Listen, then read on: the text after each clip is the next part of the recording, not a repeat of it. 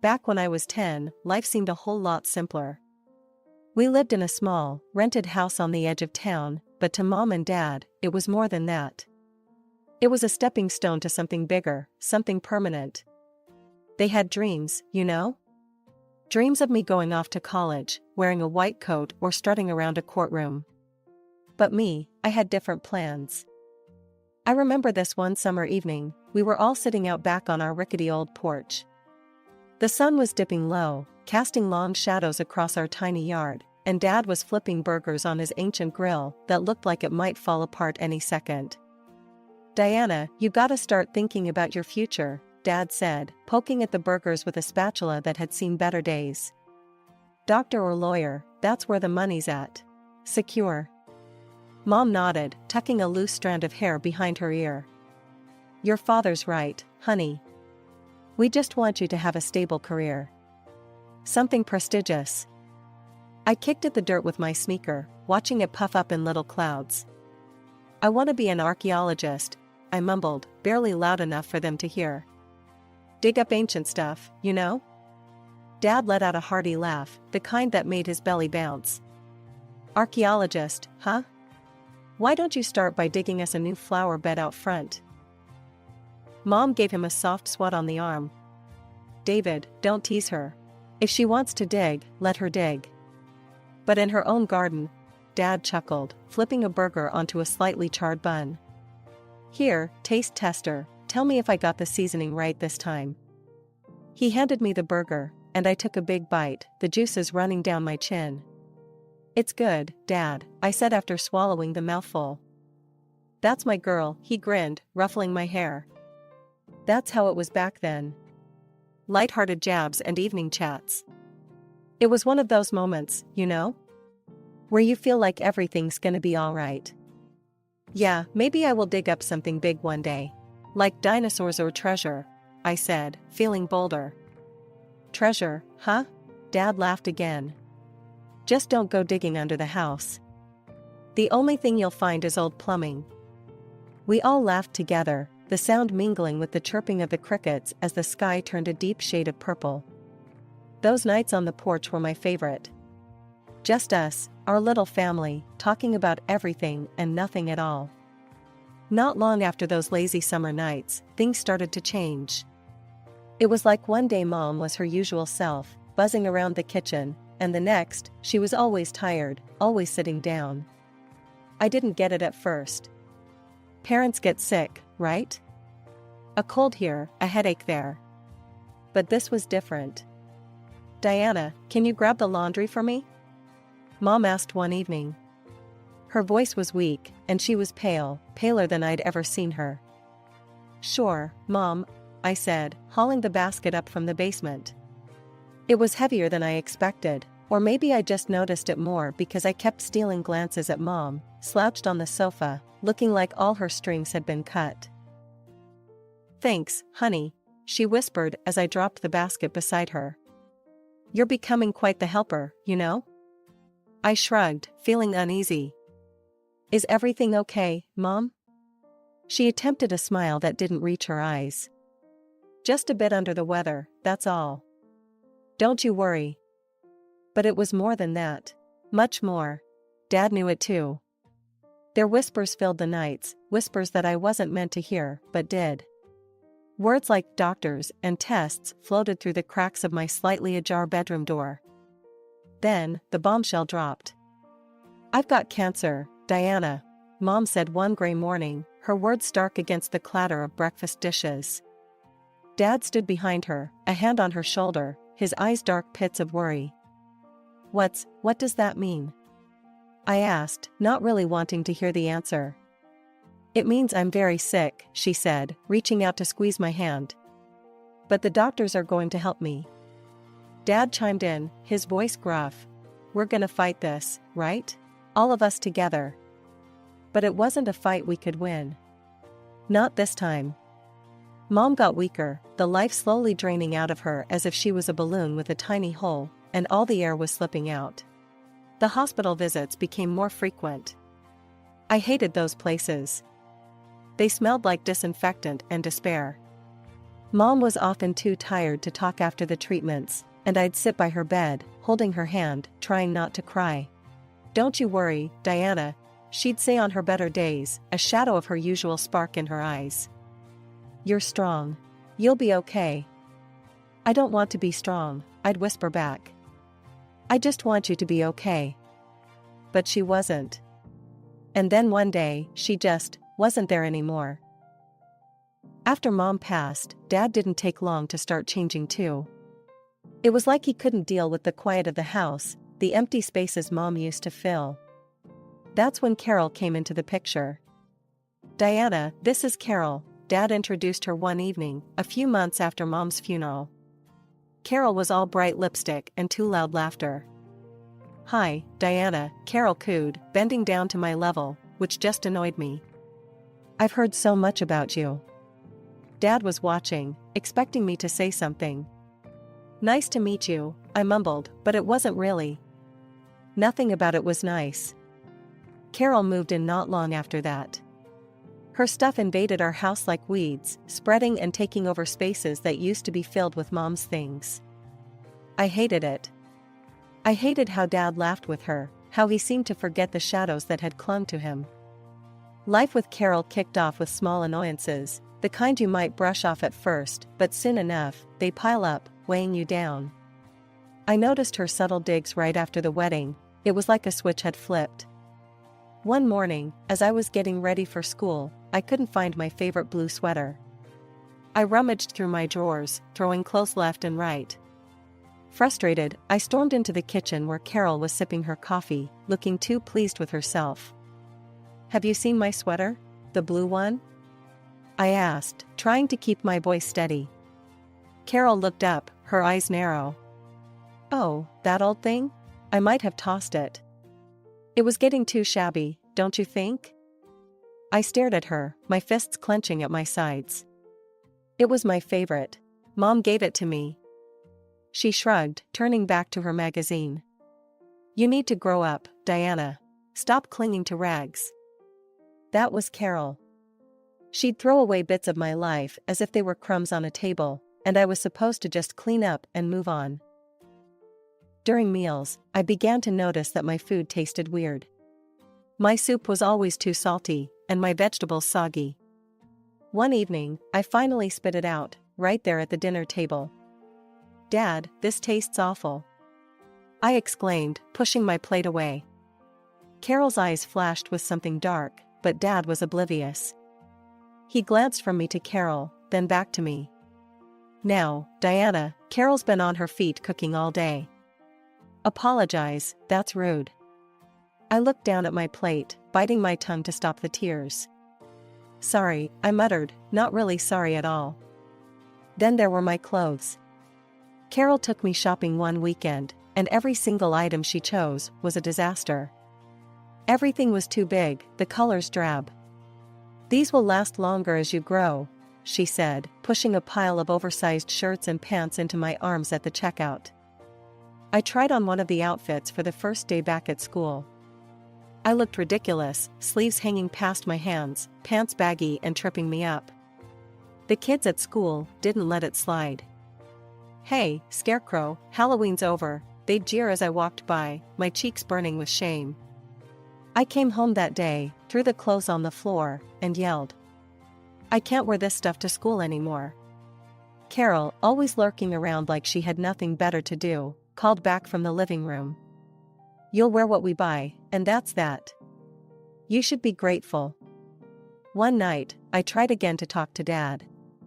I caught him in the garage, tinkering with some old radio he'd found at a yard sale. "Dad, can we talk?" I ventured, watching his hands move over the wires. He didn't look up. "Sure, kiddo, what's up?" "It's Carol. She's not nice to me when you're not around." There, I'd said it. My heart was racing, waiting for him to see the truth. Dad stopped what he was doing, finally looking up, but the expression on his face wasn't what I hoped for. His brows furrowed, and his voice was stern. "Diana, Carol's trying her best. You need to give her a chance, stop making things up." "Making things up?" My own father didn't believe me. But, Dad. No buts. I don't want to hear this nonsense again. He turned back to his radio, dismissing me with a wave of his hand.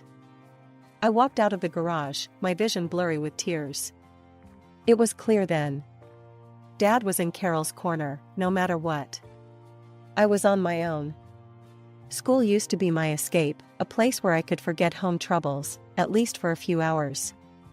But with Carol's influence creeping into every aspect of my life, even school became a battleground. Sometimes, after particularly rough mornings, I'd hide in the library during lunch. Books don't laugh at you or call you names. But one day, Mrs. Pearson, the librarian, caught on that something was off. "You're here a lot lately, Diana. Everything okay?"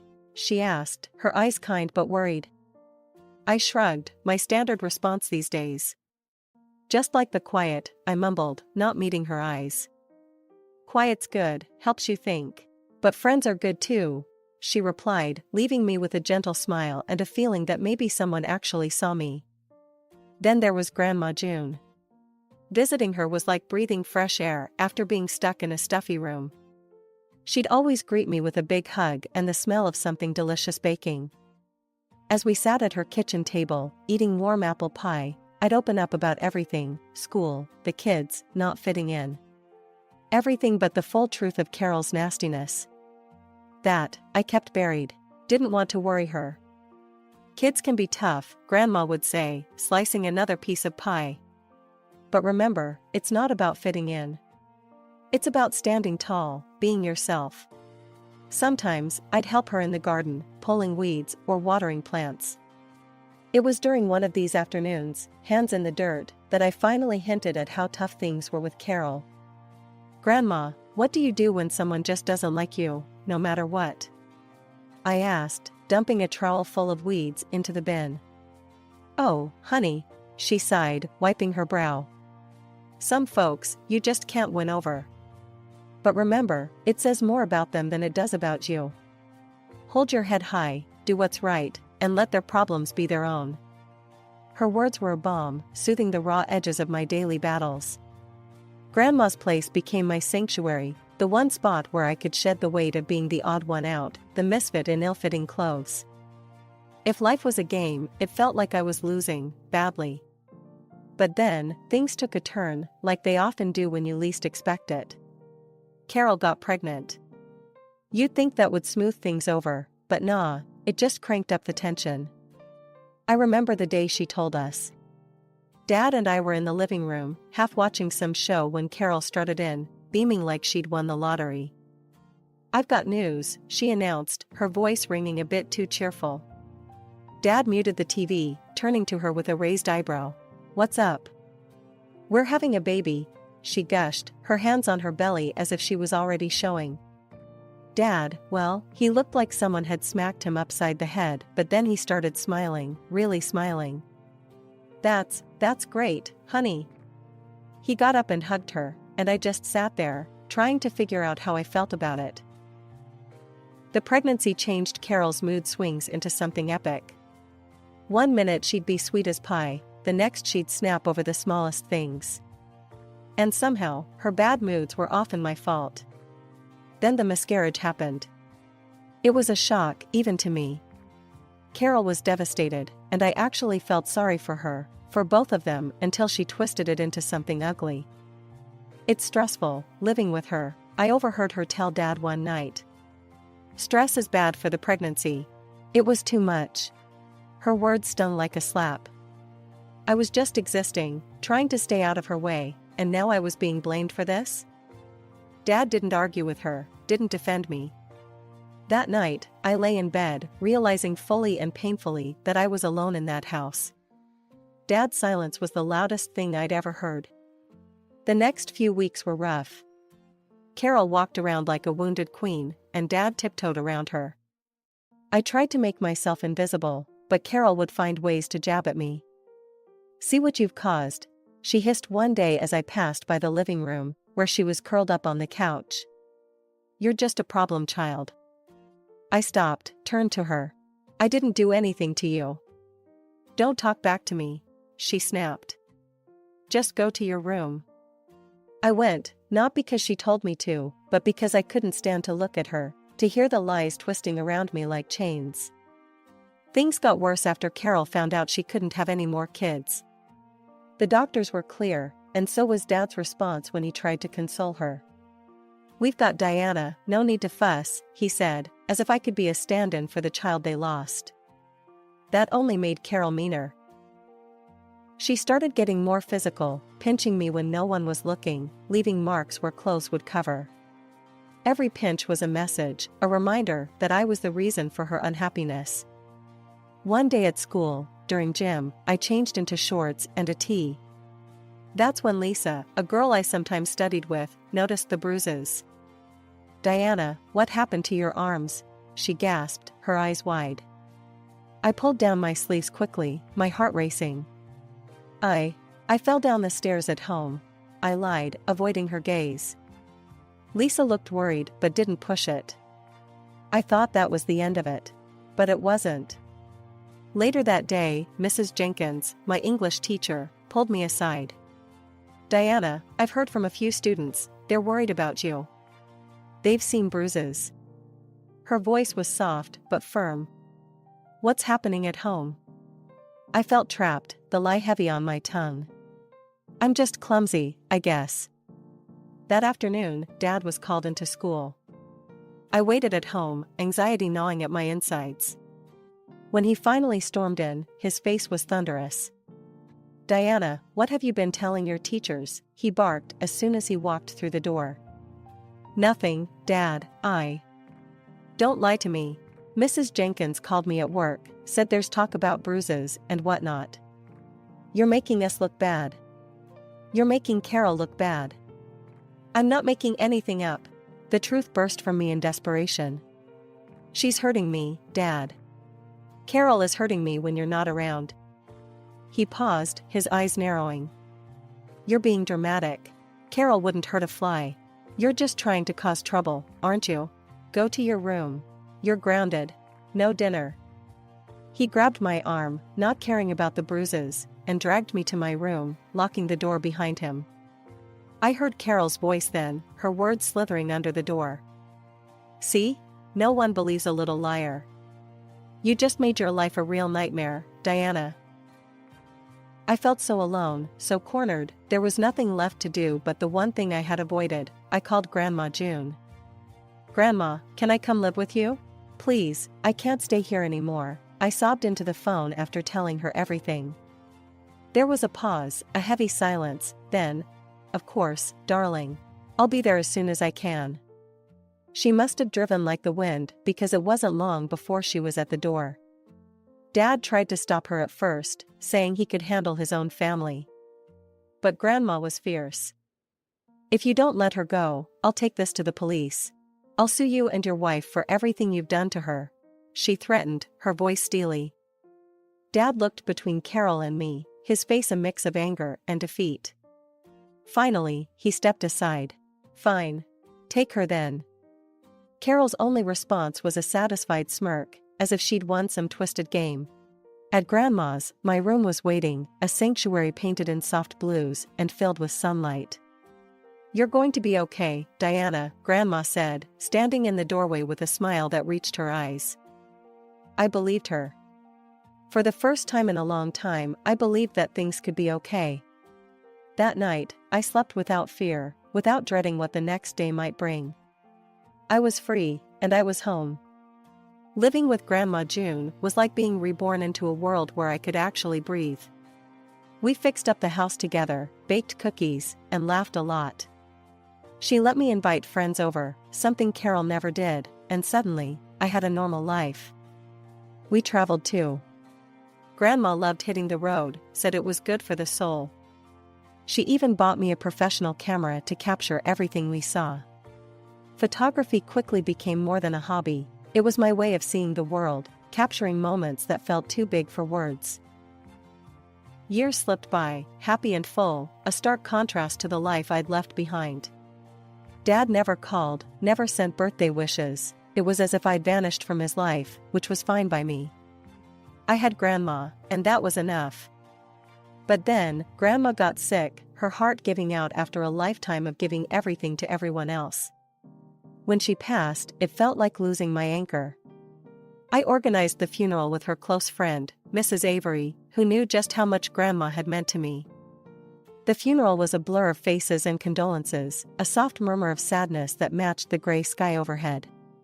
But then, Dad and Carol showed up, their faces strangely bright, almost eager. It sickened me.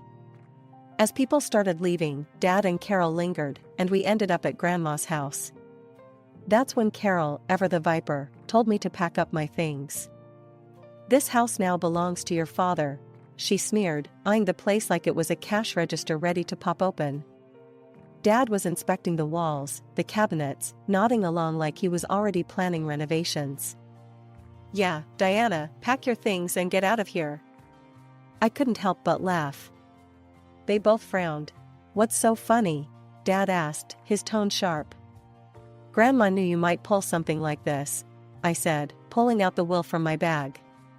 "She left everything to me, the house, the money, everything. It's all in my name." The color drained from their faces. It was the most satisfying thing I'd seen in years. Dad recovered first, a greedy glint in his eye. "Well, then, as your father, I'll just have to manage that inheritance for you." Carol was nodding, almost drooling with anticipation. "Think of what I could do with that money. A new car, some work done to keep me looking young." I cut them off with another laugh, louder this time. "Manage my inheritance? Dad, you're so out of the loop you didn't even realize I turned 18 last month. I'm my own guardian now. Legally, I control everything." Their jaws dropped. It was comic, really. They tried to argue, to beg, but I was done. I'd had years of their neglect and cruelty, years to build up the strength Grandma had nurtured in me. "Out. Now," I said, my voice firm, echoing through the empty halls of a house that had never felt more like a fortress. They left, Carol spitting insults over her shoulder, Dad's shoulders slumped in defeat. The door slammed shut, and the sound was like the closing of a long, painful chapter of my life. 10 years had woven themselves into the fabric of my life seamlessly. I was 28 now, living the kind of life Grandma June would have been proud of. I worked as a lawyer at one of the city's most prestigious firms, a dream my mother had harbored for me. My days were filled with briefs, courtrooms, and justice. My life was full, fulfilling, and most importantly, it was mine. One evening, as I was wrapping up a particularly challenging case file, my phone rang. The number was unfamiliar, and hesitating only for a moment, I answered. "Diana." The voice was unmistakably Dad's, strained and rough as if each word was a struggle. "I need your help." The voice from my past, not heard for a decade, dropped like a stone in my stomach. "Look, we're in a bit of a situation here. Carol and we've hit a rough patch financially. We need some help, some money to get out of debt. It's urgent." I paused, taking a moment to process the nerve, the audacity. Memories, dark and dusty, filtered back through the recesses of my mind. "You must be joking," I said finally, my voice cold and even. "After everything, you call me for money?" In the background, I could hear Carol's voice, shrill and panicky. "Tell her she owes us, after everything we've done for her." I couldn't help but laugh, short and humorless. "Oh, you? For what, exactly? For throwing me out? For siding with Carol over your own daughter?" There was a pause on the line, a crackle of tension. Then Carol was back, her voice cutting through. "You'll regret this. We'll take you to court. We'll get our alimony." That only made me laugh again, harder this time. "Carol, I'm a lawyer. Remember? You have no grounds for alimony, and frankly, you have no idea who you're dealing with. You renounced any claim to me when Grandma became my guardian. Legally, you're nothing to me." Dad tried again, desperation seeping through. "Diana, please." But I was done. "No. You made your choice years ago. Live with it. Goodbye, Dad." I hung up, my heart pounding, but my decision was clear. I blocked the number immediately, leaning back in my chair, letting out a long, slow breath. They had chosen their path, and I had chosen mine. As I turned back to my desk, my eyes caught the framed photo of Grandma and me, taken on one of our many trips, a reminder of where I came from and the strength I carried. I smiled, a real, genuine smile, because I knew no matter what came my way, I was ready.